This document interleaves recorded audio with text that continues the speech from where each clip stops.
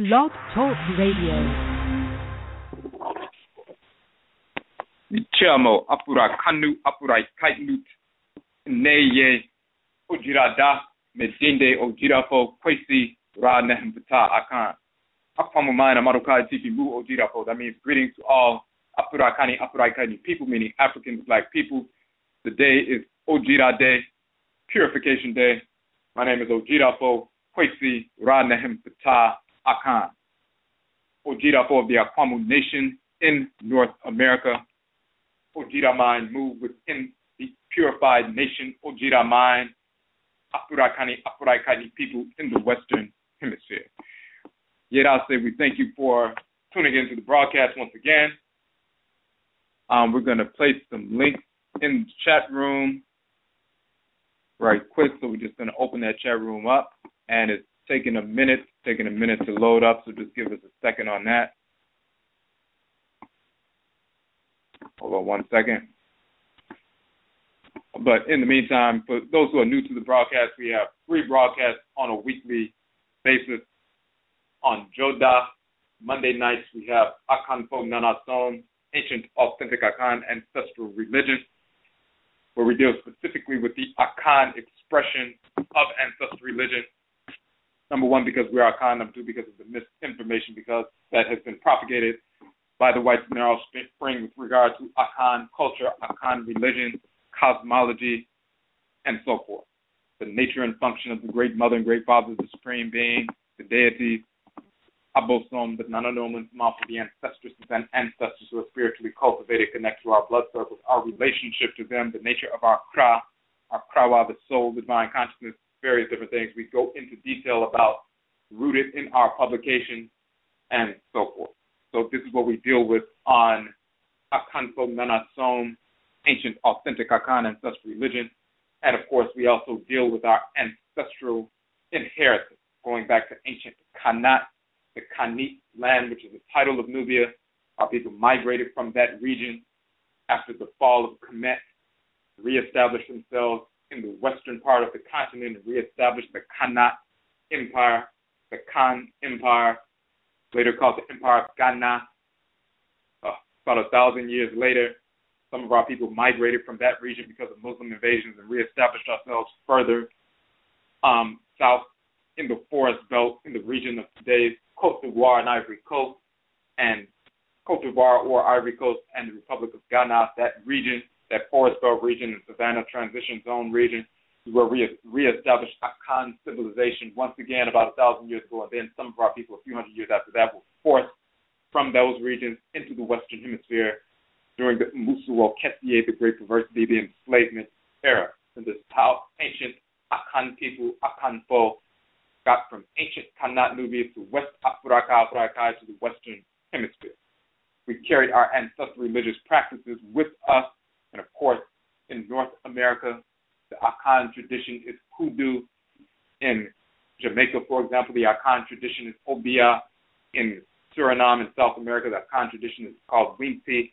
But we maintained the ancestral religious practices intact through our blood circles, and therefore we were empowered and guided in the Western Hemisphere, North America, Central America, South America, the Caribbean, to wage war against the whites and their offspring and force the end of enslavement and force them into accepting abolition and emancipation because of our guidance from the Abosom and Nananom Unsumapo, the deities and the ancestral spirit.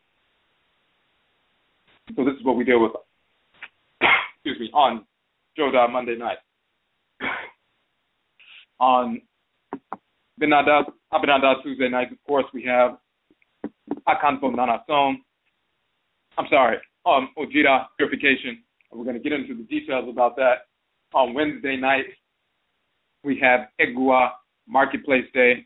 And on Egua Marketplace Day, what we deal with is businesses, organizations, and institutions in our community who are serving the community in a positive capacity and who also maintain their ancestral religious values in the process, and those ancestral religious values inform their service to the community. So we have individuals come onto the show, talk about how they started their business, their organization, their institution, what their work they're doing in the community, and so forth. and how you can support them. We have published the OCOM Economic Development Model. In that vein, you can download that model for free on our OCOM Economic Development Model page. It is an approach to economic development from an Afurakani, Afuraitkaitnit ancestral religious perspective. Therefore, it is a holistic approach to economic development, short, mid, and long term. In that process, we have the strategy to starve the beast and feed the pride, and that means that on a weekly basis, we make a determination about what funds we would have potentially wasted with the whites and their offspring, and then we starve the beast and feed the pride. We reallocate those funds away from the white businesses and direct them to the business, organization, or institution of the week. We are targeting one Afurakani, Afuraitkaitnit business, organization, or institution per week for 52 weeks. We started that process last February. So every week as a community, we support one business, organization, or institution for optimal capital infusion. And the reason we move in that, operate in that manner, move in that direction, if you take $10 or $15, as we always say, and starve the beast and feed the pride and take that $10 you would have wasted at Chipotle or wasted at Starbucks or wasted at some other white business, CVS, Walmart, starve the beast and feed the pride and direct it to the business, organization, or institution of the week, whether you make a donation or you access a product or a service, then that's a $10 infusion of capital. When 1,000 of our people, you have thousands of friends on Facebook, and collectively we have hundreds of thousands, even millions of friends on Facebook. If 1,000 of those people, 100 people on your Facebook list, times 10 of your friends, 100 people on each one of their Facebook lists, out of thousands, just 100, you get 1,000 people to engage that process, then that's $10,000 of optimal capital infusion, infused into a black business in the course of 1 week without having to try to gain some financial assistance from some institution, some financial institution that would not, support or give a line of credit or a loan or whatever. That's an infusion of capital, infusion of $10,000 into a black business in the course of 1 week, instantly, virtually overnight. They are able to maintain their business, expand their products and services to us so that they can serve us and provide those products that we were at some point getting from the whites and their offspring. We can simply get those products and services from our people so they can expand their products and services. They can hire black people from the community so they can work full-time to serve us at a greater capacity, but also become employed, of course, and satisfy their financial obligations, family obligations, and so forth. It's a win-win situation, of course. If we do not engage the process, then by default, we simply leave that $10,000, $15,000, $20,000 plus dollars in the hands of the whites and their offspring, our absolute enemies, and therefore we finance our own oppression when we do not starve the beast and feed the pride. So the OCOM Economic Development Model deals with that. First, you deal with the cosmological, cultural foundation of the model, the 7 principal values of nation building dealt with in the model. And once you have that cultural foundation, then you have that natural instinctive inclination, that intrinsic propensity to unite with your people and operate in a harmonious fashion. All you need at that point is a strategy, and that's what the OCOM Economic Development Model provides, the cosmological foundation as well as the proper strategy to affect what we're trying to affect. So the business of the week this week is owned by Sister Wabet Sashat Satheru. She just published her book, Wachet Yoga, Understanding Serpent Power, dealing with the approach to Wachet Ankh or Wachet Yoga from an ancestrally inherited perspective, dealing directly with the divinity, the female force in nature, Wachet, who gave her the specific means by which to deal with that serpent power from an ancestral perspective, ancestrally inherited perspective. So she just published her book. It's just been released. They just did a presentation this weekend in Orlando, Florida. So that is the business of the week, going from last Awukuda Wednesday to this Awukuda Wednesday, and then this Awukuda Wednesday will be the new business of the week, going from this Awukuda Wednesday to next week. So When you look on the OKOM Economic Development Model page, you will see the list of all the various businesses we've been supporting. You'll see their websites. You'll also see the links to our interviews that they did with us, so you can access all of that information and support. And please share that information. We also have an OKOM Economic Development Model page on Facebook. Please like that page and share it. The more people who get involved, who engage that process, starve the beast and feed the pride, the more resources we take from the whites and their offspring and direct them to our people. They say it's about 2 million black people unemployed. There are about 1.9 to 2 million black businesses in America registered.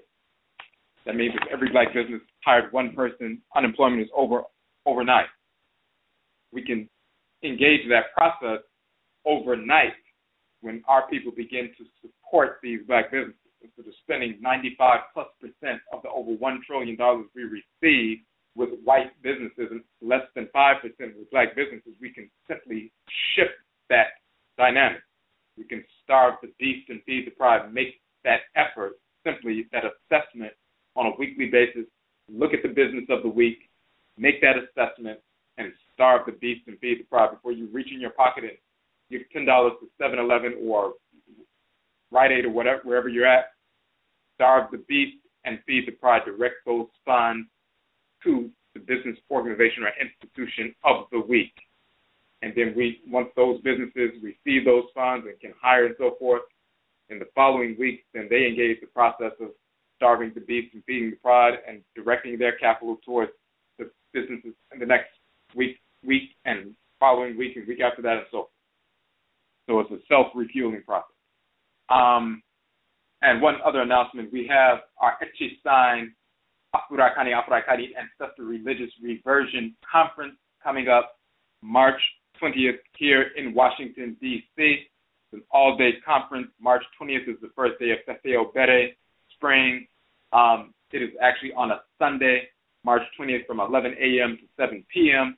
You'll see the information on our Akyisan page on our website, and we'll put the link to the page in the chat room right now.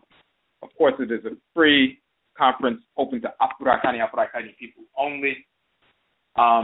You can get the information on the page. You can download the flyer. If you would like to vend, we have a few spaces left. You can get that vendor registration application on the page, the Akyisan page.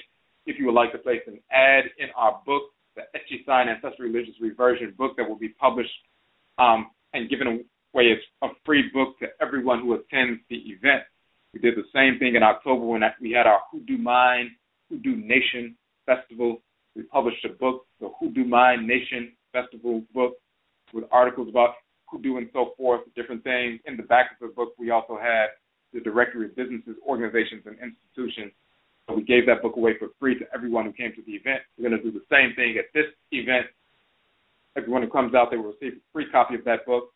But then we will also have the ebook version of the publication online. It will be a free download. But we will also sell the softcover version online after the event is over. For those who would like to purchase the book, it will have articles on ancestral religion, cosmology, natural health, and things like that. So if you place an ad in that, you will have millions of people who will see that information. So if you'd like to place an ad for your business, organization, institution, or just a personal ad of support of the work that we are doing, or something, that a message to the community and so forth, you can do that. It's an 8.5 by 11 full-size journal, full color. A quarter-page ad is $25. A half-page ad is $35. Full-page ad is $50. And we need to get those JPEG files in as soon as possible so that we can begin the formatting and make sure we have everything straight. So once the printing begins, we can be finished printing well ahead of time, just to account for any possible delays in ink orders and things like that. We want to make sure we have everything ready for the conference. So you'll get all that information on the Akyisan page. We're going to have a number of speakers. So far we have 5, including we'll be doing the presentation on Akanfo, and we just added another speaker. We have Brother Sa Ank will be doing the presentation dealing with the Yoruba tradition from an ancestrally rooted perspective. Mama Mawusi Ashakir dealing with natural health, midwifery, as well as healing and and schooling, independent schooling and so forth, a number of different topics, and she's rooted in the Yoruba tradition as well. Dr. Afidi Adiro, who's a naturopathic physician, but her family is also Gullah, and she operates her healing practices through the lens of her ancestral culture, that Gullah culture, which is rooted in the Mbundu tradition of Central Afuraitkaitnit. So we also just added a new presenter today, so we updated the flyer today. The Sister Kalinda Laveau out of New Orleans, a Louisiana voodoo queen. She has a website, ladylaveau.com. She's also on Facebook as well. She'll be dealing with Louisiana voodoo from an ancestrally inherited, rooted perspective.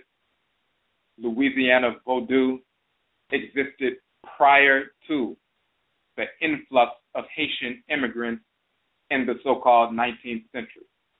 So voodoo did not come into New Orleans or come into Louisiana, come into North America because of the Haitians after the Haitian Revolution. Voodoo came into North America in the blood circles of our people and has been here all along.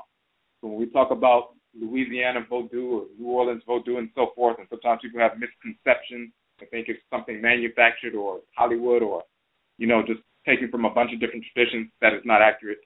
And she is a practitioner, of course. It's been in her family intergenerationally for centuries. So she'll be doing a presentation on that. So we'll be looking forward to that as well. So, and we'll be adding a couple more speakers as well. So continue to check that site, the page, so you can see the updates on a regular basis. We're going to have about 7 speakers right now. We have a list of 5. We have a couple more coming up. All right. So tonight's broadcast, ODWIRA. ODWIRA means purification. So this is ODWIRA Da, ODWIRA De. We're talking about Afurakani, Afuraitkaitnit, Ancestral Religion on ODWIRA Day and how it impacts every aspect of our lives. This is what the ODWIRA broadcast is about. Afurakani, Afuraitkaitnit, or African Ancestral Religion, in essence, is the ritual incorporation of divine law and the ritual restoration of divine balance. That means through ritual, we incorporate those things, objects, deeds, and entities we need to incorporate in order to harmonize our thoughts, intentions, and actions with divine order. And through ritual, we reject those things, objects, deeds, and entities we need to reject or to repel, to hate, to repulse, so that we can realign our thoughts, intentions, and actions with divine order when we become out of order or disaligned. So the ritual incorporation of divine law and the ritual restoration of divine balance, these are the expansive and contractive poles of ancestral religion. When we engage that process, we align every thought, every intention, and every action with divine order every moment of every day. And that is how we live. That is our ancestral culture. Divine acceptance of the law or love of order, and the divine hate, the divine rejection of disorder and its purveyor. So we're always incorporating that which we need to harmonize with divine order and repelling that which we need to repel so that we can maintain and restore order to our lives when disorder has occurred. ODWIRA, purification, operationalizes Nanasom. Nanasom is ancestral religion. That's a term for ancestral religion. Purification, ODWIRA, operationalizes Nanasom, operationalizes our practice of incorporating law through ritual and restoring balance through ritual. So every moment of every day, we're always seeking to align every thought, intention, and action with divine order, or realign every thought, intention, and action with divine order. So therefore, ancestral religion impacts every aspect of our lives because we're always focused on doing what we need to do to restore order or incorporate order on a daily basis. Men, women, and children. That is our culture. Afurakani, Afuraitkaitnit people. That is the foundation of our moral compass. That is the foundation of our moral rectitude. That is the foundation of our morality, just in general.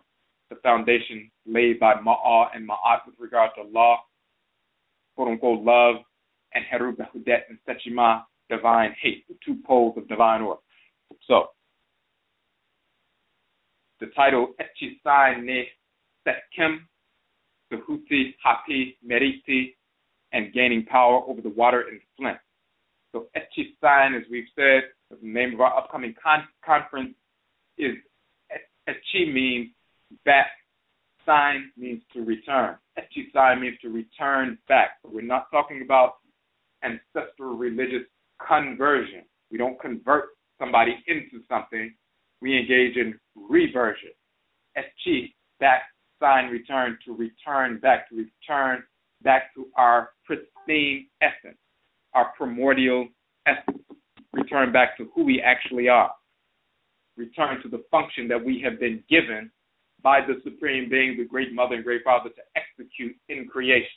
As Afurakani, Afuraitkaitnit people, we are cells within the great divine body of the Supreme Being. And just as every cell in your body is designed to execute a specific function or has a quote-unquote destiny or life purpose within your body, liver cells serving liver functions, heart cells serving heart functions, and so forth, every one of us is Afurakani, Afuraitkaitnit people, and Afurakani, Afuraitkaitnit people only have a specific function because we are literally cells within the great divine body of the Supreme Being. We are cells of the organs, and the organs are children of the great body. The organs are the deities that regulate order in your body. The organs are the deities within the great divine body of creation that regulate order in creation. They are the abosom, the orisha, vodou, and so forth. Our parent organs, our parent abosom, our parent orisha, parent vodou. We're serving at the same time simultaneously the great divine body of Inyamewa and Inyame, as we call them in Akan, or Amenet and Amen, the great mother and the great father, the Supreme Being, Mawu and Lisa. So, when we're talking about Akyisan, we're talking about ancestral religious reversion. Ne SEKHEM is talking about divine power that we utilize to exercise our influence. So, that's the title, and Tehuti, Hapi, Meriti, and gaining power over the water in Flint. We want to address the nature of this environmental racism, which of course we know what that is in Flint, Michigan, regarding the deliberate poisoning of the water supply affecting the majority of Afurakani, Afuraitkaitnit, African black population in Flint. Akyisan, ancestral religious reversion, leads to the kind of unified thought and action which allows us to effectively address our issues and gain power over the current and future direction of our lives. It allows us to see who our enemies are, calculate their present and future movements, and make our plans accordingly. So we want to show a pathway to such unified thought and action through ancestral religion, ancestral religious reversion, and thus our ritual practices rooted in our ancestral blood circles. We have everything we need within our culture to address every issue that arises. We do not need to look outside of our culture, our people, or any other pseudo-philosophy of the white narrow spring to address our issues effectively. Only slaves operate in that fashion. So we need to look within our own culture to address every issue effectively. We have that capacity. So this is what we're going to deal with. So first, for individuals who may be unaware, in Flint, Michigan, the water supply has been poisoned, coming out brown and so forth. It's been happening for months. They were stonewalling investigations, pretending as though nothing was wrong and so forth. People getting sick, developing disease, children developing lead poisoning, which is going to affect them in years to come with regard to brain damage and other things. The things are not, people don't address these things holistically. So we're going to give us some basic information from one of many articles you can find about the situation in Flint, Michigan, and then we're going to talk about an ancestral approach to solution, gaining power over this water in Flint. So one of these articles dealing with tainted water is poisoning thousands of children, and this is from theroot.com. They're just giving a basic overview of what actually happened. Tainted water is poisoning thousands of children in the predominantly African-American city of Flint, Michigan. The high levels of lead in Flint's water may create a plethora of serious long-term health problems, including brain damage, behavioral troubles, anemia, and kidney problems. And, of course, that's coming from the lead that is, leaching into the water. On Wednesday, Michigan Governor Rick Snyder declared a state of emergency in Flint and Genesee County in response to high levels of lead in Flint water supply. The U.S. Attorney's Office has launched an investigation to understand who is responsible and so forth. This investigation, however, must go beyond blaming one individual because the current water crisis is a direct result of a racialized state politics. So first, of course, when anybody who's aware, anybody, of course, in the ancestral religious community or anybody who's in the quote-unquote conscious or just aware has some knowledge beyond what the mainstream is being, feeding us misinformation, we know whenever something like this arises, the whites and their offspring are engaged in deliberate action against our people. It's not a mistake. It was well thought out, well planned in advance, including the pretended shock and, disbelief and so-called investigations and so forth that get to the root of the problem. That's all planned. This is part of regentrification, and they create these kind of crises to force people out and make people sick, die, and so forth, and make the other people want to leave. And, of course, they want to take over these areas, take over these urban areas, take over the resources and so forth for their own people. So all of the citizens, some say 52%, African-American, Afurakani, Afuraitkaitnit, some say 59%. They've been deprived of the right to govern their city since 2011, the so-called 2011. Michigan's emergency financial manager law allows the governor to appoint an unelected official to control a city determined to be in fiscal crisis. Emergency financial managers have been primarily assigned to majority African-American cities across Michigan. In the past decade, over half of African Americans in Michigan, compared with only 2% of whites, have lived under emergency management. These emergency management officials are supposed to take over cities based on a neutral evaluation of financial circumstances. But majority white municipalities with similar money problems have not been taken over. Flint's poisoning is one effect of the systematic stripping of black civil rights in Michigan. And, of course, for those who remember, even in Washington, D.C., so-called nation's capital, the same thing took place. The Congress of the United States was controlling the decisions. The city council, as well as the mayor, didn't have control for a number of years over basic financial decisions, the direction of the city. Congress took it over because, of course, it was being governed by our people.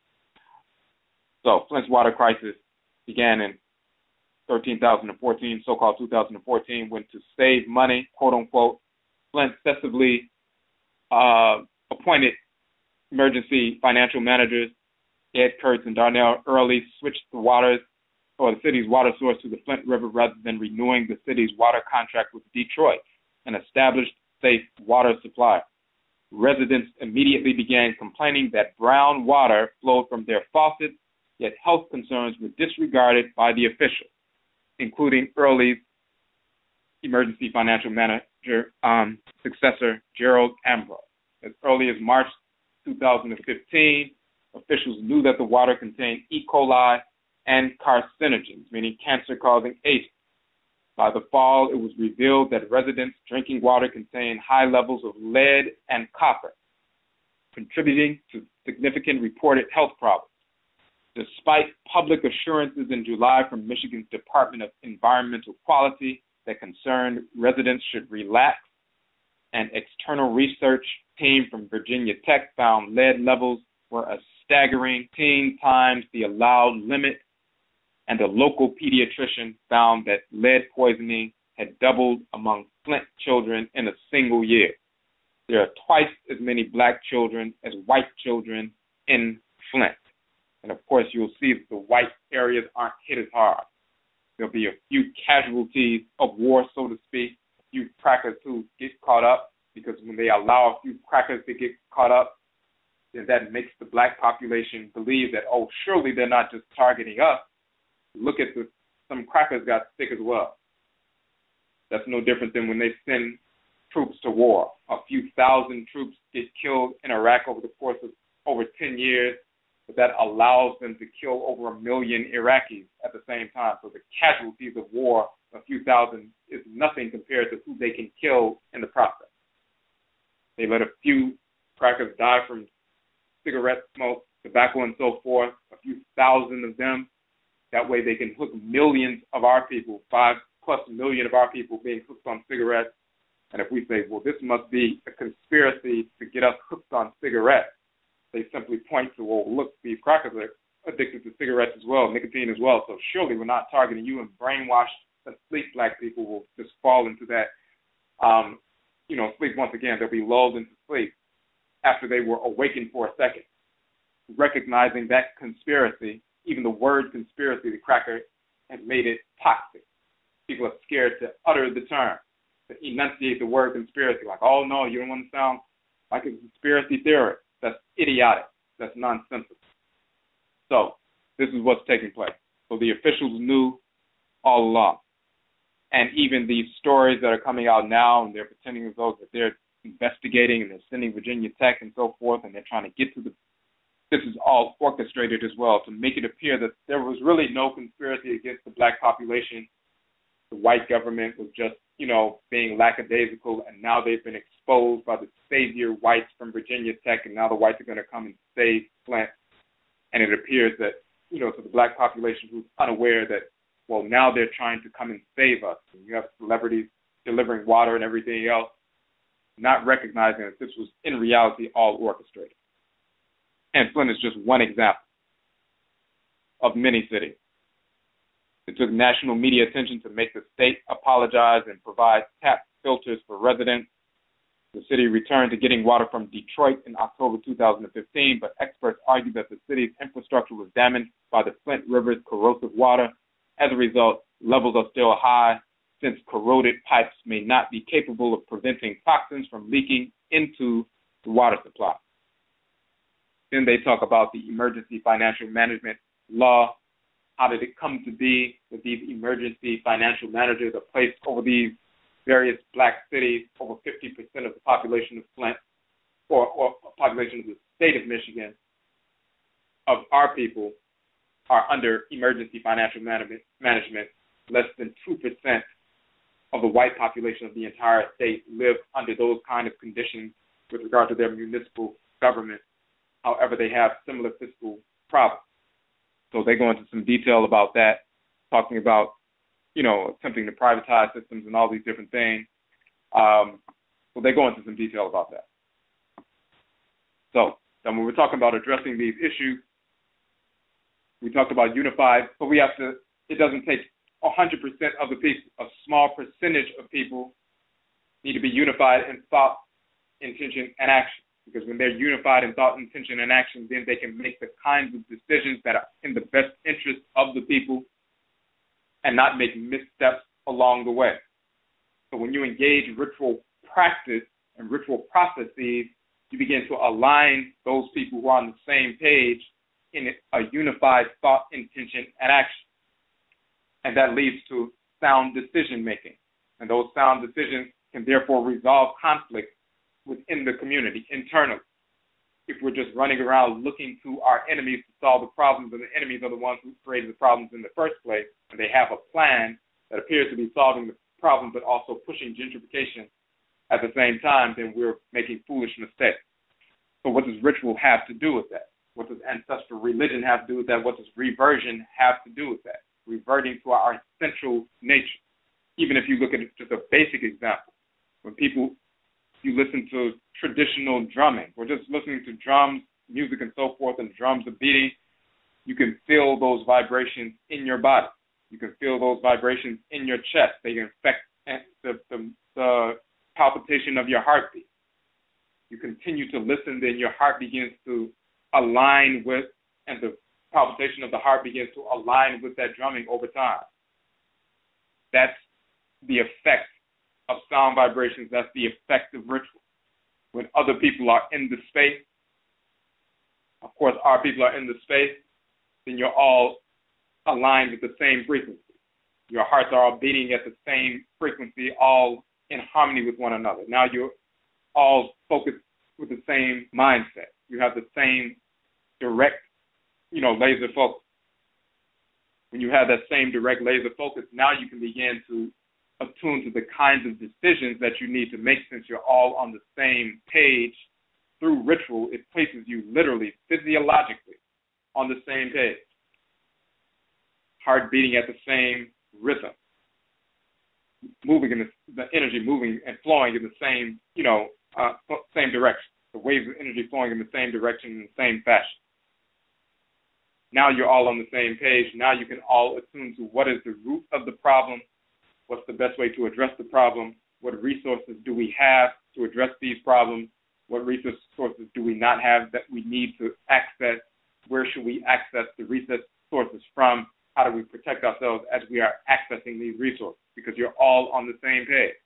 When people are discordant and disparate in their thoughts, intentions, and actions, some people coming from some Eurocentric philosophy in one corner, another person coming from a Eurocentric philosophy in the other corner, some people believing that the whites in our spring are just magnanimous and they would never do this, another group believing, well, no, it was the brainwashed black leaders who did it and it's really not the whites' fault. Other people recognizing that the whites in our spring are trying to regentrify. Everybody having differing opinions, many misguided, only a few on the right page. Then when you try to come together and say, well, we just need to be unified. It's not about unity.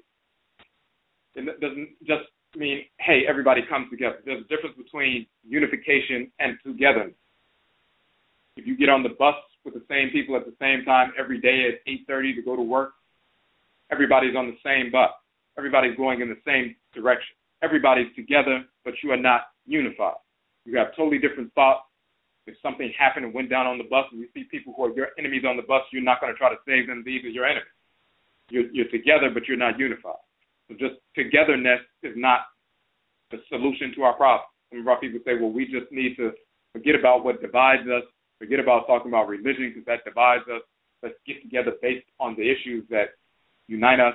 That's idiotic. That's naive. The people don't want to let go of the fake white pseudo-religions like Christianity, Islam, Judaism, Moorishism, Hebrewism, all of this nonsense. They want to maintain that which enslaves their minds and causes them to make foolish decisions on a regular basis and blinds them to what's actually happening. They want to hold on to that, which causes them to be blind and make foolish decisions, and then seek to come together with other people who are blind and continue to make foolish decisions and come together to make a decision about what's in the best interest of the people. Because they are so hooked on these fake religions and pseudo-ideologies, they don't want to give them up.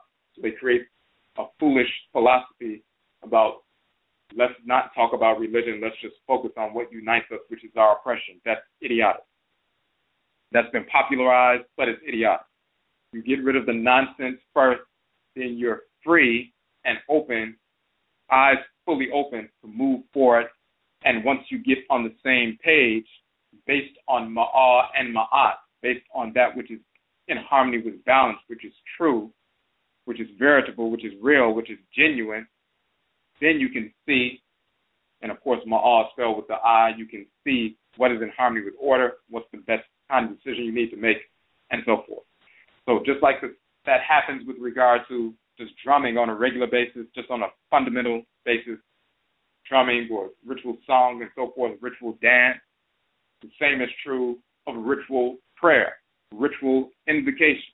When we release those sound vibrations and we're attuned to forces in nature that undergird creation, then we all become a core. We're all operating on the same frequency. Just like someone listening to a radio station. If you're attuned to 107.5, then the only station and only information you can hear is what's coming from 107.5 because you are on that frequency. All the other frequencies, the other stations, you can't hear anything coming from those because you're attuned to a specific frequency. One way you can hear the other ones is if you change frequency. Everybody who's attuned to 107.5 is all receiving the same kind of information, the same kind of messages and so forth. So we get on the same frequency through ritual song, ritual dance, ritual prayer, ritual invocation, then that aligns not only our physical bodies, through those sound vibrations and so forth, our spirit bodies become aligned. We're operating on the same frequency. Now a real unification or unifying takes place. When it doesn't have to be 100% of the people, it can be a very small minority of the people. That's all it takes. It doesn't take 100% of all of the organs and systems in your body to fight cancer cells. All you need is that immune and lymphatic system to fight two systems out of 14, 1/7 of the systems in your body working. That 1/7 can handle the issue, and the other 6/7 will benefit from that. But all you need are the ones who are ready and designed to wage war. Everybody else can support, but they don't have to be on board, so to speak. And the same is true with our community. We don't need 100% of people all on board. The Whites and Offspring promote that notion of everybody must be unified or else everything is lost. That's idiotic. All you need is a small percentage, that small 1/7 of the people to get things going. So ritual places you in that frequency. It opens you to the abosom, opens you to the NHOMA, the deities, ancestral spirits, the forces in nature that undergird all of creation. Creation is governed by the organs that regulate all activities within the great divine body. You have a set number of organs and glands.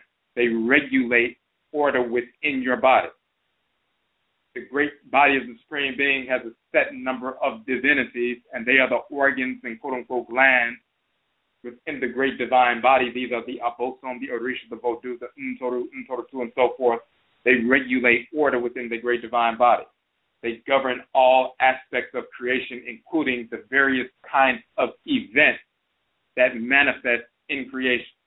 The various kinds of events that are rooted in behaviors or actions that take place in nature or the behavior of entities within creation. All of these different events are governed by one or more of these divinities that govern that category of creation. Just like every event that takes place in your body, yes, it's manifest through the behavior of cells and so forth, but the events that take place in the organ, whether it's a disease event or a healing event or whatever it is, it's not happening outside of your body. It's happening within your body, and therefore different organs and glands and systems regulate every event in your body. So the same is true within the great divine body of the Supreme Being. When we can attune to the forces in nature that govern the various events, and we can not only get together and be unified and open, that's the first piece. Engage in ritual practice so we can align with order. Once we align with order, then we are open. Our eyes are open, and now we are receptive to receive what we need to learn so that we can apply what we learn to this situation so we can access the proper resources and bring a resolution to the problem in a harmonious fashion without creating more problems in other areas. So first you become open because you engage ritually. You engage ritual invocation, ritual song, ritual dance, ritual prayer, ritual incantation, and so forth. Those sound vibrations align the people physically and spiritually. Now they're all on the same frequency, just like when the drums are playing, the hearts are beating at the same frequency. Now they're open, they're unified. Now they're open to receive what they need to receive. But once you become open, you want to align that focus, that unity of focus, towards the specific abosom that govern the particular events that are taking place and the corruption of behavior or the discordant kind of behavior that are corrupting normal events, normal happenstances, the normal unfolding of events in creation that will be a harmonious thing. And then you have, for example, cancer cells that develop, begin to operate out of harmony with order, so they corrupt the normal unfolding of events in the body. But then you have the immune system who goes and destroys the cancer cells so that order of the body can be restored rather quickly. So you attune to the specific forces in nature that govern different events, because no events are happening outside of creation. That means no events are taking place outside of specific abosom that govern the normal unfolding of normal events. So when things become in disarray or discordant, that's a corruption of the norm. So then you have abosom that you invoke who govern that category of creation so you can right the wrong or restore order to that aspect of creation. The same is true here. This is an event. Normally our people will be, accessing clean and pure water. However, the whites in our spring have created disorder within that process. Normally we will be interacting with one another so that we can draw water and preserve water and so forth independently, so that we can nourish ourselves and cleanse ourselves and water our crops and everything else, but we have fallen under the rule of the whites in our spring mentally and spiritually and so forth. We've given that over unconsciously in many regards, and we need to take that control back, take that power back. So disruption, that discordance of a normal unfolding of events is taking place. There's a cancer here in this category of creation. So since it's in this category of creation, then we deal with the abosom. We become open and receptive through ritual, and therefore, once we become open and receptive, then we deal with the specific abosom that govern this category of creation, because they have that specific power and influence to right the wrong, bring balance to the situation for the Afurakani, Afuraitkaitnit population. This is why we say Akyisan, Ancestral Religious Reversion, Ne, SEKHEM, power. We're talking about power, gaining power over the water in Flint. So that's the title of the broadcast. SEKHEM, talking about power. Now, SEKHEM, the term means power. It's talking about the difference between the divine living energy within your spirit body, called the Ba in the male, the Ba'et in the female. That's the divine living energy of Ra and Ra'et, the creator and creatress, that divine fire, that radiant energy, that life energy, that Ankh energy or life energy that's radiant.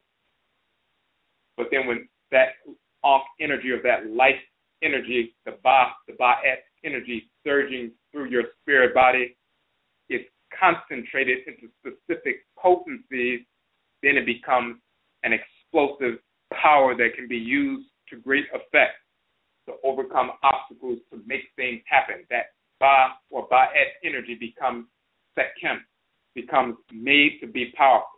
The term Khem means to make, to form, to create power. Seth, the S term in the beginning, is a causative in the language of ancient. Something happens. So SEKHEM is to make that power manifest. Khem or Chem, you'll find in Akan, Chim or Chima means to squeeze or to press. That means pulling that power together, making it concentrated, making it into a potency. For example, if you have the radiant energy of the sun, the ODWIRA, shining on earth, and there's some leaves that fell from the trees and there are dry leaves on the ground, then the sun is just shining on the dry leaves, and they just become a little bit warm. If you take a magnifying glass and place it in between the sunlight and the leaves, now you're taking the sunlight and concentrated that energy into a powerful potency. So what comes out of the other side of the magnifying glass, it has become magnified, and now it's a trained force, a trained to a point to the leaves, and it causes a combustion, they catch on fire. Taking the radiant energy, you've magnified it into a potency, and now it's become a power that can be used to overcome obstacles, to create, to destroy. It went from the Ba energy, the Ba'et energy, to the SEKHEM, that powerful potency of energy. So once you have that potency of life force energy, you can utilize that explosive or impulsive power to overcome obstacles. So Akyisan, Ancestral Religious Reversion, you engage in ritual processes first. You become on the same accord, on the same frequency. Now you're open to receive direction from the abosom that govern that specific category of creation. Once you become receptive to them, then you invoke them ritually, access their power, utilize that power to overcome your specific issue. That's the cosmological foundation, the ritual foundation. This is what we engage in on a regular basis every day to solve our various problems, so that we can solve problems in a harmonious fashion, seek resolution in a harmonious fashion without creating disorder in the process. It's similar to someone becoming ill. There's a difference between attuning to the forces in nature, getting plant life, animal life, mineral life, herbs, and so forth, to give to the person that will stimulate their immune system so they will kill the cancerous cells and maintain the rest of the body. That's attuning to the forces in nature, getting direction after you engage in ritual invocation, going out, picking the proper plant life at the proper time and so forth, procuring that medicine, and then applying it and resolving the issue. You could, at the same time, make the foolish decision to go to the White Snarl Spring and they'll simply give you some chemo and destroy all the cells in the area, the cancerous cells as well as the healthy cells, and then you start suffering and you may die in the process. They're attacking the issue but then destroying other parts of the body at the same time.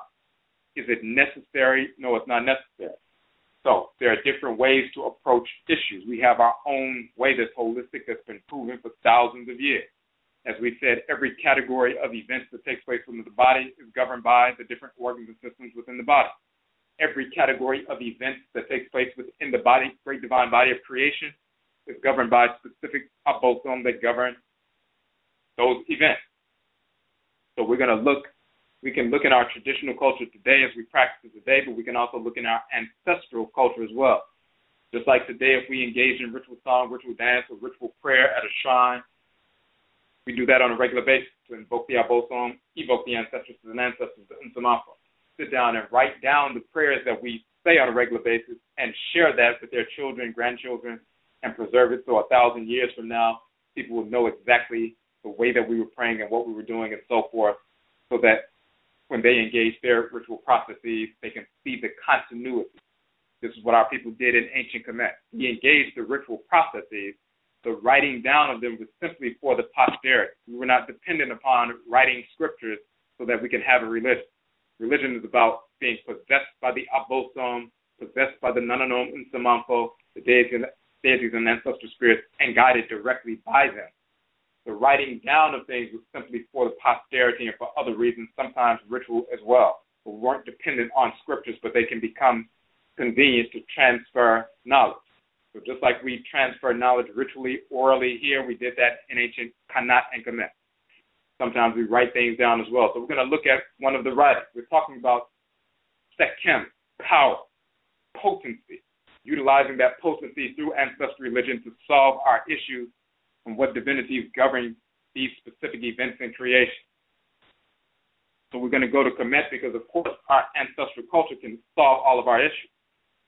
Every event that takes place is governed by divinity, so therefore, within our culture, whether you look in ancient Kemet and Kanat or look in our culture today, you will find that every category of life is addressed.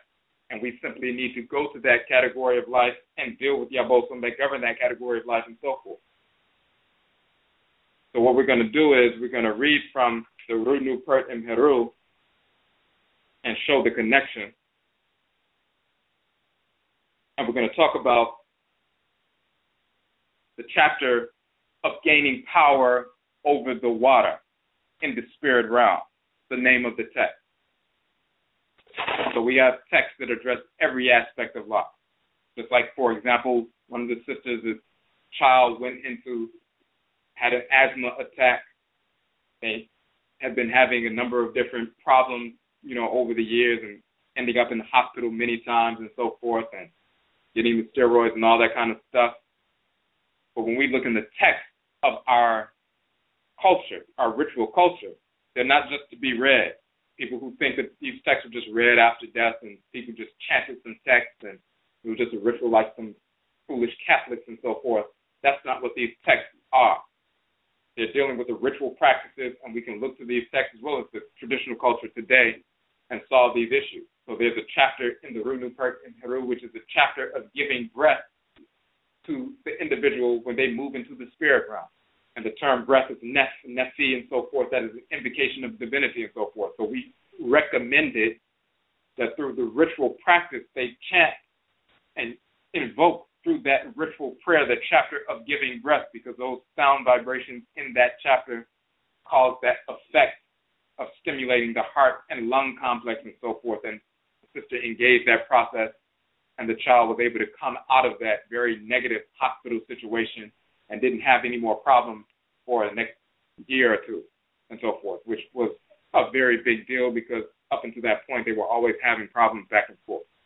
So these texts have power because we're dealing with sound vibrations, the invocation of abosom and so forth. Every one of these texts has some category of creation that it can be used for in the present right now.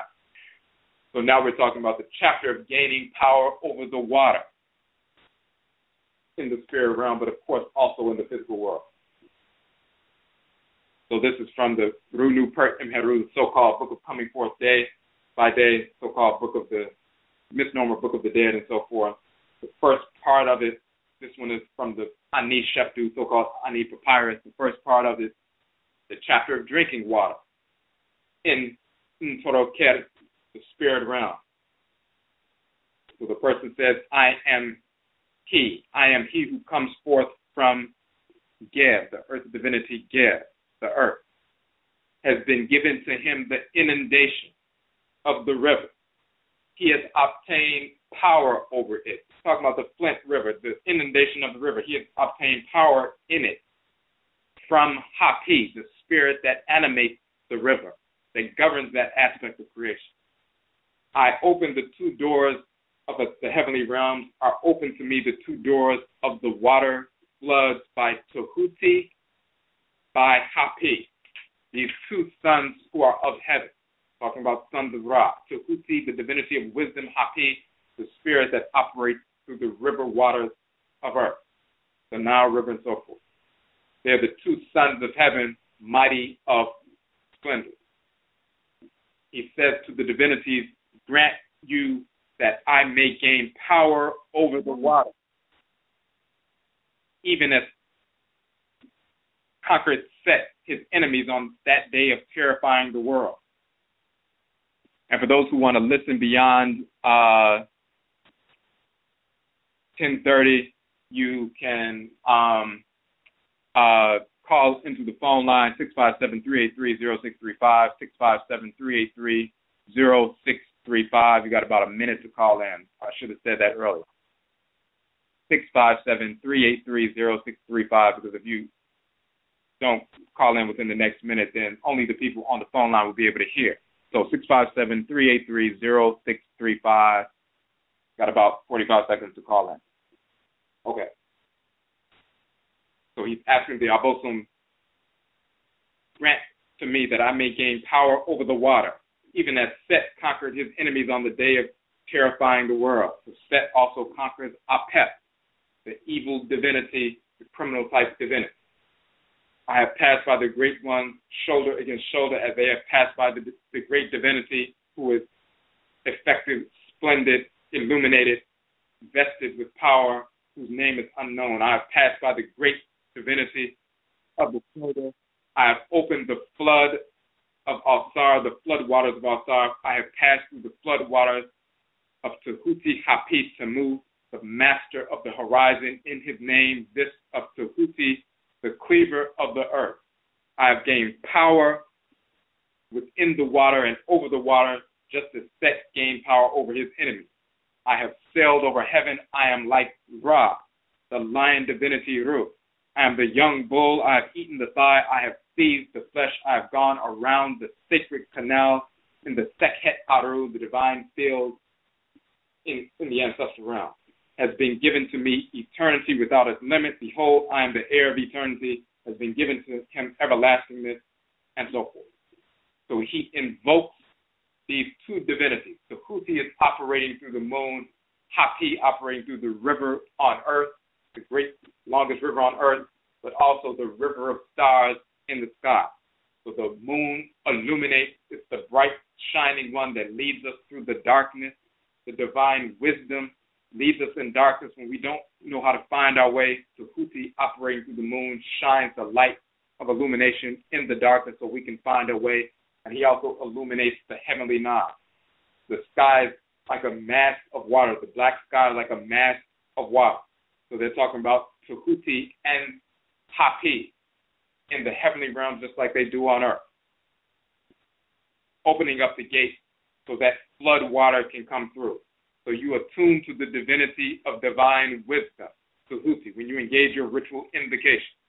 You align with that divinity. Everybody who's on the same frequency, first we want to align with Tehuti to find out what is the best manner in which to address these issues.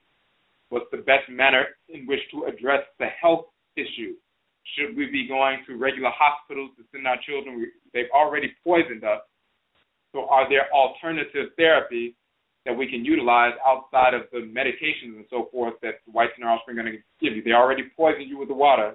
Now what's the next step? Are you going to go back to them, or are you going to look within your culture, the naturopathic physicians within your culture who have the proper alternative remedies? And even when those who are floating alternative remedies all over the internet and so forth, which ones are you going to choose? Which ones are really legitimate? Which ones are not legitimate? How do you make that decision? This is about your children. This is also about you. So you attune to Tehuti, the force in nature that governs divine wisdom, so you can make those proper decisions. When you make those proper decisions, at the same time, you're invoking Hapi because he's governing this aspect of creation, this event. Tehuti illuminating, and Hapi, that great river of water, the inundation, the overflooding of the water. When you invoke them, you have the wisdom to understand what kind of decisions you're going to make, what kind of therapies you're going to use, what kind of resources you need, where to get those resources from. Are these resources safe in order to purify the water? If they just give you a filter, is this enough? If there's another way to generate water, should you use some of those systems that create like a humidifying effect, taking water out of the atmosphere and a humidifier effect and creating purified water from the atmosphere? Do you want to go in that direction? These are different things that you need to deal with. And they are all possibilities, potentialities. But first you align with Tehuti to find out. If you weren't engaged in that process, all you would simply do is whatever resources the government sends out, or some celebrities send out, that's what you're going to embrace. Then you're going to hope everything works out, and you may do a little protesting. You may sue the government. Hopefully you get some money years down the line, but nothing has been solved. But when you align with Tehuti, the divine wisdom, you find out what are your resources, what should you access, what should you be going towards, what alternative therapies you should embrace, which ones should you reject, what resources do you need to clean the water, which ones are effective, which ones will not be effective, and so forth. Then you invoke the divinity Hapi. How do you cleanse this water? He governs this event. He governs the inundation and so forth. Causes water to be cleansed in a harmonious fashion. You can learn directly from the spirit and nature the best means by which you need to bring that kind of purification. And then they will put you in position. Once you have done this, they put you in position in the course of your everyday life to come in contact with the kind of people who have access to those kind of humidifiers, water purification devices, the best place you can get them for the best price, and so forth. First, you engage in that invocation, align with that wisdom, get on the same frequency with others who are on the so forth. Then you can make proper decisions. You have a unified thought, action, then you make these proper decisions for your physical health as well as the health of the community. Invoking the divinity Hapi and so forth and moving forward in that fashion. And this is why it says once that takes place, then I have opened the flood of Alsar. I have passed through the flood of Tehuti Hapi Tamu, the master of the horizon, in his name, this of Tehuti who cleaves the earth. This is what we're dealing with.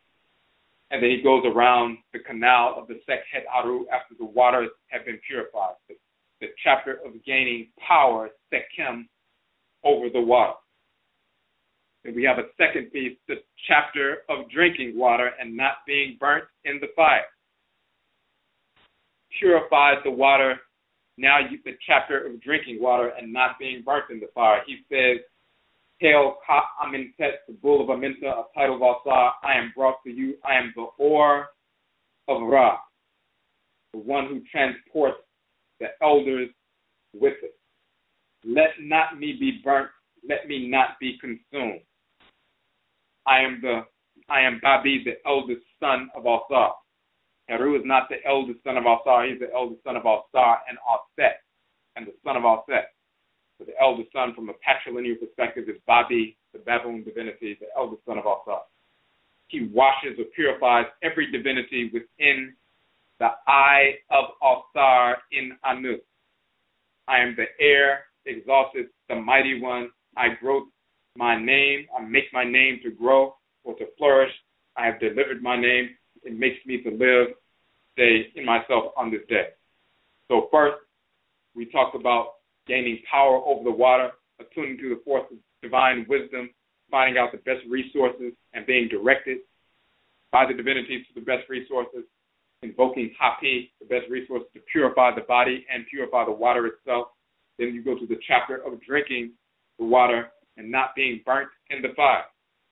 Of course, when they're talking about here, let me not be burned when drinking this water. Let me not be scalded when drinking this water. Let me not be consumed by the fire while drinking this water. Let me get to the point where we can purify this water so the chemicals that's been polluted in the water in Flint, Michigan does not burn my organs, my cells, and so forth. There is a means by which we can overcome this situation because the divinities that govern these events, it's been cataloged and it's right here in the text. So dealing with this specific issue, how do we overcome the burning or the toxins in the water? Chapter of drinking water, the water to be purified. How do we overcome this? Invoking the specific abosom who governs it so that we can be redirected away from those water supplies and those pseudo-purificatory processes that are being presented to us and go in a different direction and get those purificatory processes and the kind of the water supplies that will be beneficial to us. Who do we trust? Do we trust the whites and their offspring? Do we trust our own people? And then when we trust our own people, the abosom, the unsamafo, they constantly confirm the message they give us through ritual because they put people in front of us to confirm physically what we learn spiritually. And then we know right away, you're giving me information that the abosom gave me during ritual, so I know this is the real information that's being confirmed. And they told me how it was going to be confirmed. Now I can move in this direction and purify the water in this fashion. I can go to this particular naturopathic position because I know this particular naturopathic position will have the proper means by which we can cleanse the blood, and so they won't have long-term negative effects of lead poisoning that otherwise the whites and their offspring would say you just have to suffer with. So this is what we're doing. So after it says, let me not be burnt, let me not be consumed, I am Babi, the eldest son of Al-Sar. He washes every divinity with Al-Sar's eye, which is an Anu. And that eye, once again, is when Al-Sar operates through the moon and you see the divinities marching into the eye and filling up the uchat, filling up the moon, talking about the full moon developing. And when they leave the moon, then the full moon becomes three-quarter, then a half, and then a crescent, and then a new moon totally dark. So the eye of Al-Sar becomes filled up in the region of Anu. That means you can see. The eye of Al-Sar is given to him so he can be revivified. In the text of Kemet, when Al-Sar is killed and so forth, and it's time for him to be resurrected, Heru, Al-Set, Nebet-Het, along with Tehuti, they resurrect Al-Sar, and then Heru gives Al-Sar his eye so he can be revivified and so forth and function as a divinity in creation. Once again, in the ancestral realm. When the eye of Al-Sar is filled up, it says in the text, he washes every divinity within his eye, within Anu. That means he washes or cleanses every divinity. Once the eye is open, once you can see, once you can make the proper decisions because you invoke the Tehuti, you invoke Hapi and so forth, now the eye is filled up. You can see in the darkness. You can make the proper decisions. And now every divinity is washed or cleansed. You can cleanse your body, cleanse the bodies of your children, cleanse your water supply, and make the proper decisions going forward. Because everybody who has the same mindset, has the same focus, is unified through thought and action. And now they can be the core people who make sound decisions that will lift these people out of this crisis. Everybody else will be simply waiting on the government and celebrities to help out. So, and then there's one more piece dealing with this section. And that's the chapter of breathing air and having power over the water in the spirit realm. And this is what he says, open to me. He's talking to the divinity. He wants them to open the gates of the sky because the sky is like a flood, that blue sky, dark sky is like the moisture in the sky is like a mass of water and so forth. Open to me. And they say, the deities say, well, who are you? And what journey are you trying to make? And then the person says, I am one of you, meaning I'm one of your followers. Then the deities ask, who is that who is with you? Then the person says, it is Meriti, talking about Merit Shema and Merit Met, the two female deities of the inundation of the Nile River that makes that Nile River to swell, become abundant, and so forth. It buries the land, but eventually it recedes, and then you have crops and so forth. Separate from him head from head, and entering the meskin, the birth chamber, he grants that I may travel to the temple of the deities who have found their faces. The assembler of souls is the name of my boat as he's traveling through the sky, the spirit realm. Making to stand the hair is the name of the oar, and the gold, which is a dagger, is the name of the hold in the boat. Making straight for the middle is the name of the rudder, because keep the rudder is called making straight the middle, the semet akah, the boat to guide straight on the water. The name of the oars are making to stand the hair, making them to be alert. The assembler of souls, the Sakbayu, is the name of the boat. The boat itself, sailing through the sky, assembles the bayou, assembles the spirit of the people, the divine living energy of the people. They translate this as souls. It's really spirit. So that divine living energy, the radiant energy surging through you, that portion of Ra and Riot serving through you, is assembled in the boat by this divinity. So your divine living energy is assembled, the assembler of bayou, the assembler of spirit. We're all being assembled together by this divinity, all coming on one accord. That's the name of the boat. Because when we all get in the same boat, quote unquote, we're all in the same boat, but when we all get in the same boat, the Makint boat, as it's called in ancient Kemet, the name of that boat is Sak Bayu, or the assembler of the spirit. We all get assembled in that same boat. We all become on the same accord ritually. So our Bayat, our divine living energy, is now being synchronized and syncretized through ritual. Then making to stand the hair is the name of the oars of the boat. We're all on the same boat. We're all on the same frequency, making to stand the hair, making the hair stand up. That's what the oars are called in the boat, because they make the hair to stand up, making you alert. Once you get involved ritually, you engage in ritual invocation. Now you become alert. You become aware. Your eyes are open. You're focused. You're ready to move forward. Gold or dagger is the name of the hold of the boat, and making straight a semet akah is the name of the rudder. So it's making it straight. The rudder makes it straight. Once you are assembled together on the boat, Sakbayu, once you are, once the hair is standing up, meaning you're alert and you're focused and you're aware and you're open, and you have that dagger ready to destroy this order. They call it a gold, but it's a dagger. Now making straight. Semet Akah is the name of the rudder. Now you have to make decisions and navigate your way through the situation. So you have that divine rudder, that Hemi, the divine rudder, which is called Semet Akah, making it straight. Likewise, making it crystallized within the lake. Then they say to the divinities, grant you to me a vessel of milk, a cake, bread, loaves, cups of drink, meat or flesh in the temple of Anpu. If be known this chapter, he enters the spirit realm after coming forth from the spirit realm and does so in harmony. He's able to gain power over the water.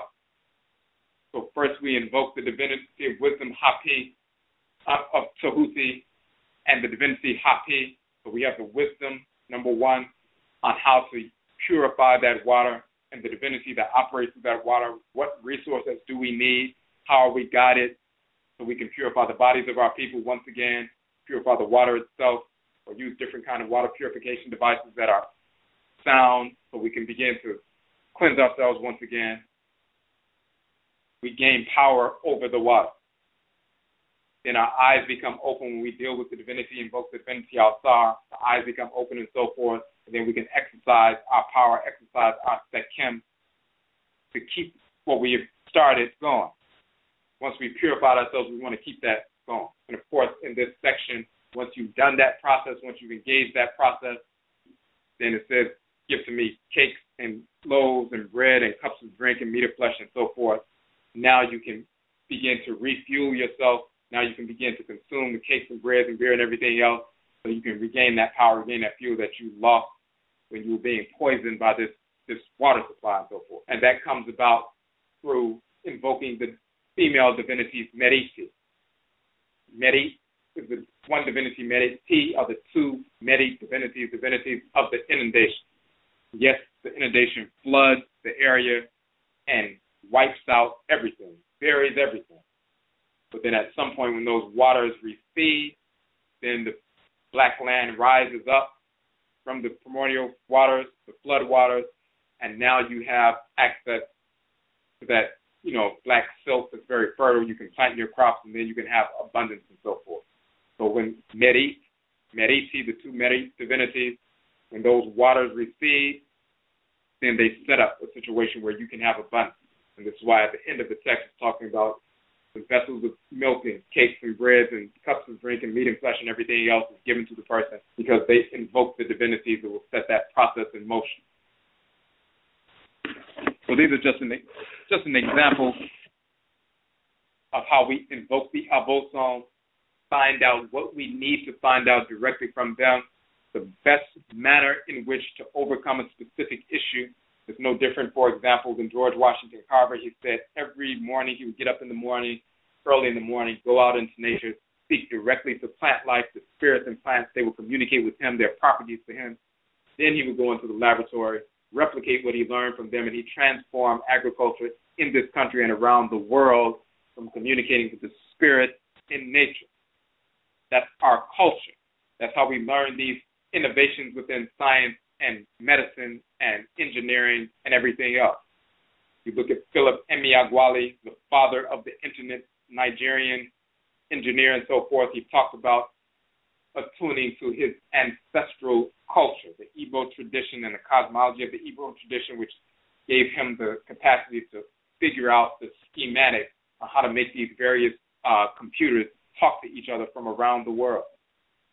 That's coming directly from ancestral culture.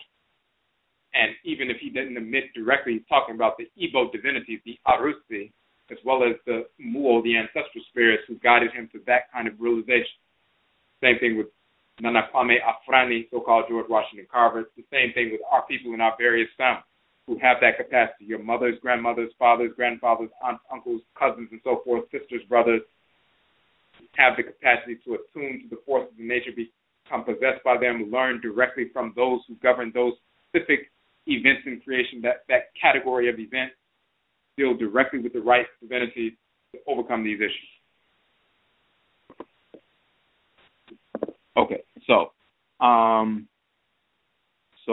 want to make sure we get everything in before I'm looking through the chat room right quick because the line might cut off. Because we're in overtime, so sometimes Blog Talk will cut it off without announcing anything. All right. So just want to make sure there weren't any questions in the chat room.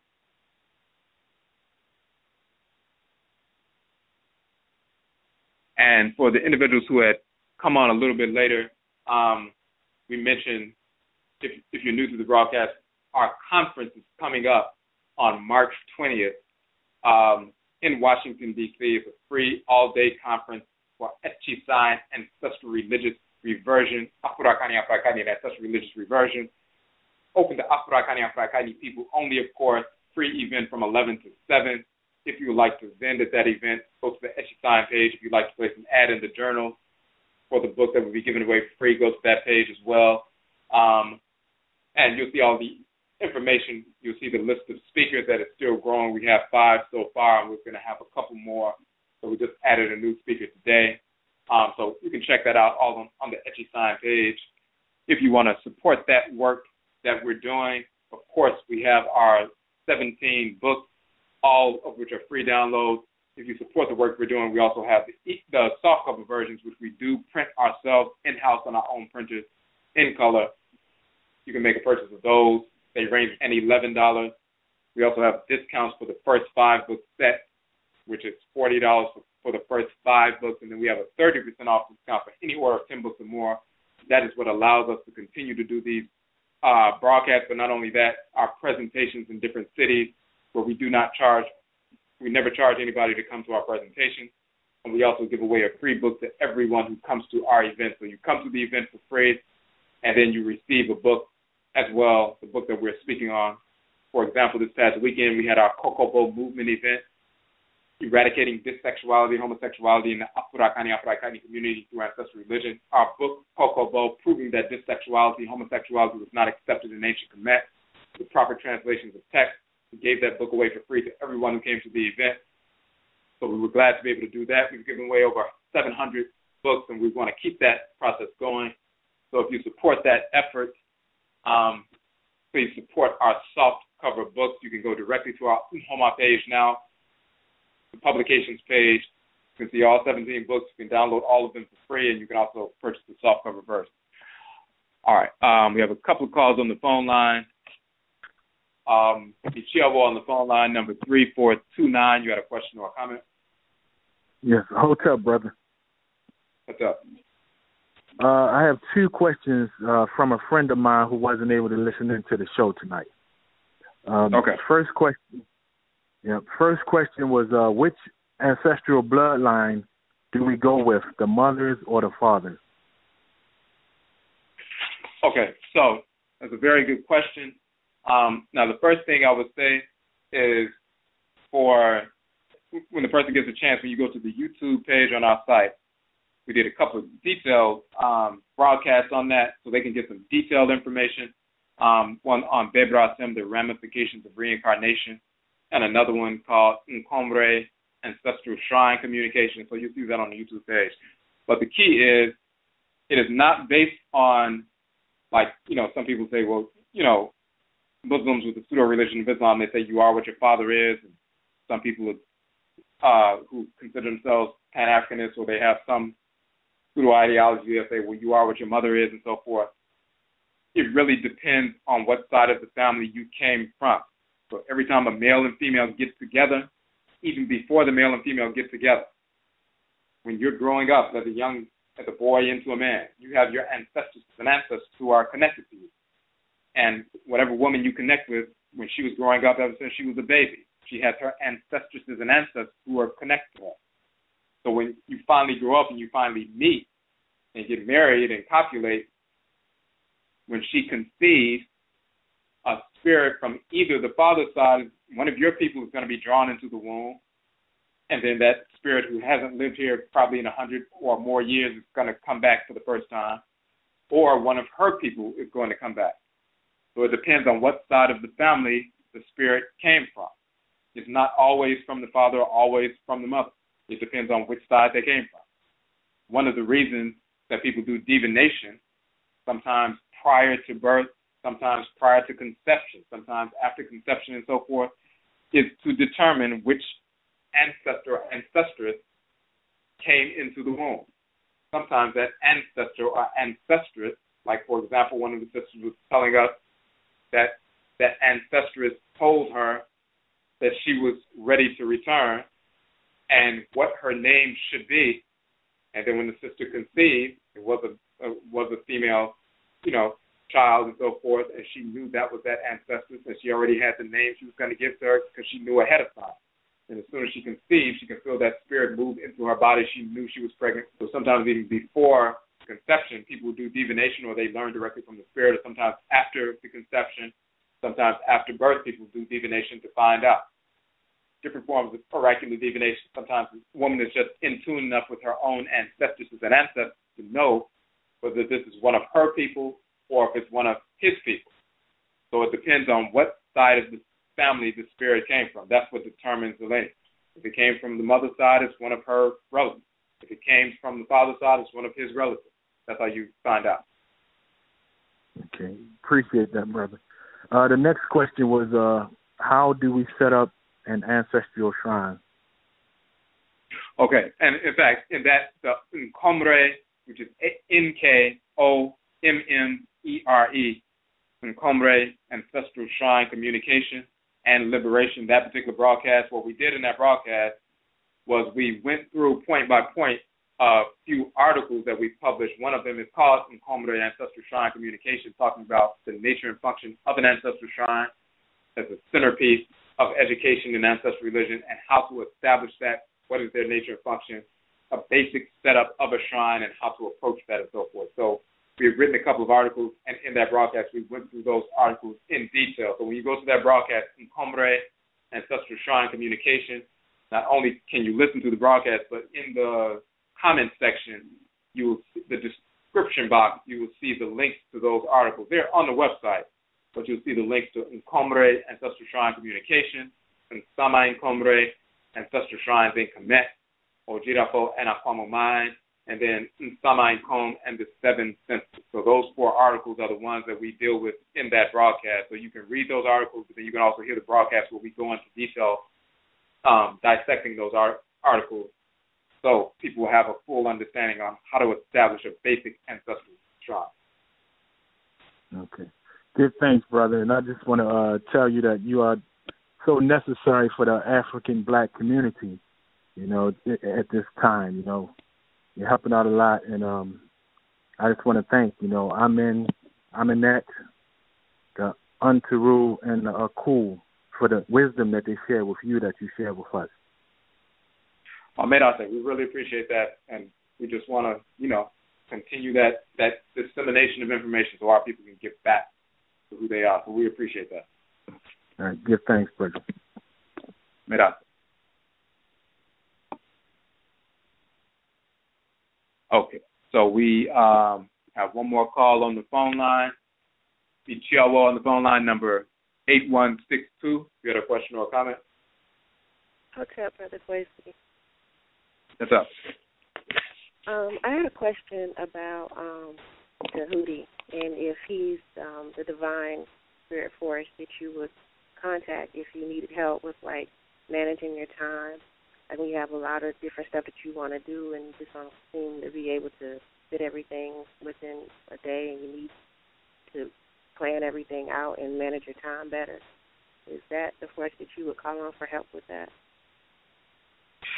Tehuti, as well as Seshat, male and female force of divine wisdom, of course, they regulate time, and you see them with a notched palm branch where they're, you know, picking off time and so forth. Now, they're talking about the wisdom of the use of time, and they're also talking about, also in general, what's happening within the lifetime of the person, talking about those things that are in harmony with your divine function, destiny, and so forth.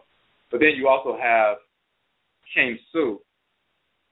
He's also, one of the titles of Cain Su, the child of Amen and Mut, is Cain Su, the chronographer, the one who measures time, and of course he operates through the moon, and that's a regulator of time as well. So one of dealing with those more nuanced aspects of time, dealing with Cain Su, as well as Ma'ah and Ma'at, with more of those nuanced aspects of, you know, specific, you know, day-to-day details of kinds of things like that, management.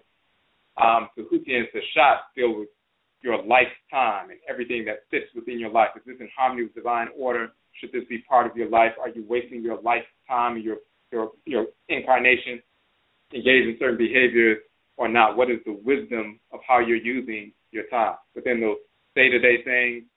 Came to as well as Ma'ah and Ma'at. What's the female force with Cain Su? Now, there's Cain Su, and then you'll also find there's a female divinity called Cain Seat or Cain Sui. In Akan, you have Ayen Su, and then the female is Ayen Sua. And they talk about these two male and female river divinities, but that Ayen Su in Akan and Ayen Sua is actually Cain Su in ancient Kemet, and Cain Sui or Cain Seat in ancient Kemet, the male and female divinity. You also know here about Cain Seat or Cain Su, the female divinity, even though she exists.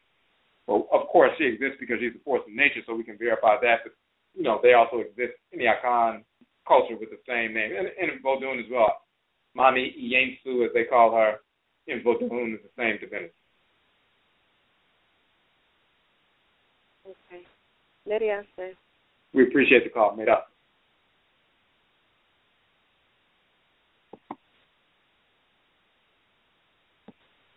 Okay, so I want to make sure we didn't miss anything else in the chat room. All right, so we're going to end it here.